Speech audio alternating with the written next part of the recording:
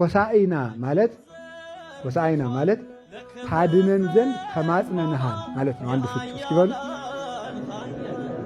ታድነን ዘንድ ምንድነው? ተማጽነን አንድ። ሁለተኛ ደግሞ አቤቱ እባክህ አሁን አድን ማለት ነው። እስኪ በሉ አሁን ምን በል ነው? አሁን አድን ማለት ነው። ሆሳዕና ማለት ጠብቀን አድነን አሁን አድን ማለት ነው። ደግሞ በአንድ በኩል ደግሞ ታድነን ዘንድ ተማጽነናል ማለት ነው። ስለዚህ አሁን አድን ማለቱ በክርስቶስ የመዳን ቀን መቼ ነው? ዛሬ ነው።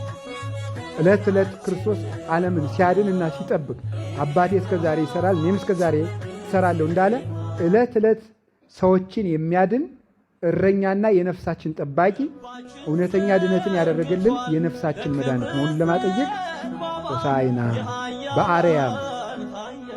በአርያም ማለት በሰማይ ላለ መድኃኒት ምስጋና ይገባል። በሰማይ ላለ ማለት ምናምን ነው? አምላክ ለሆነ ፈጣሪ ላለ በአርያም የጨመረው በአርያም ሆሳዕና በአርያም በሰማይ ላለ መድኃኒት ምስጋና ይገባል የተባለበት ምክንያት ምን መሰላችሁ?